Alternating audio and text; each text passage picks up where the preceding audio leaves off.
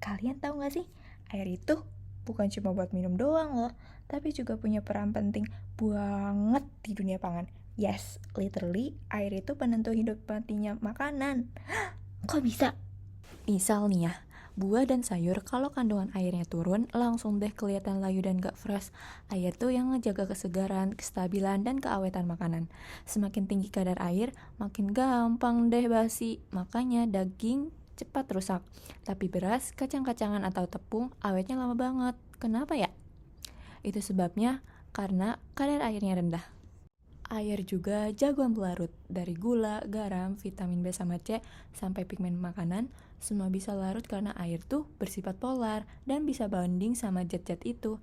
Chemistry-nya jalan banget ya. Air berperan dalam dua reaksi utama loh. Yang pertama itu polimerisasi, atau pembentukan makromolekul sambil melepaskan air. Yang kedua hidrolisis, atau pemecahan makromolekul dengan bantuan air.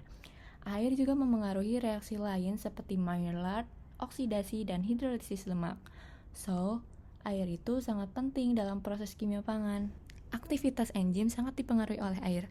Semakin banyak air, enzim kayak protease, lipase, dan amilase itu makin aktif. Kalau airnya dikit, enzim jadi malas kerja. Contohnya itu, ada enzim lipoksigenase di kedelai. Dia tuh baru aktif saat digiling basah, dan ini yang bikin bau langu loh di risus kedelai.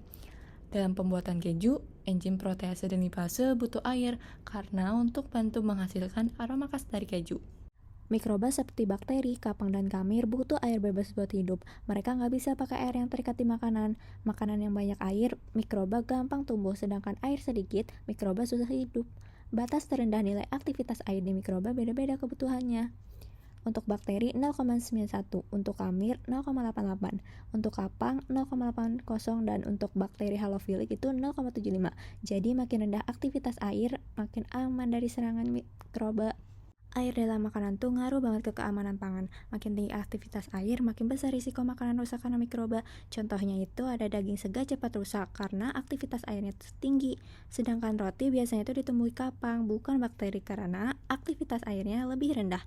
Jadi setiap mikroba itu punya preferensi aktivitas airnya sendiri. Dengan memahami peran air dalam sistem pangan, kita bisa mengontrol kualitas, keamanan, dan ketahanan pangan dengan lebih optimal. Jadi jangan remehin air ya. That's it for now. Kamsahamnida. Dadah.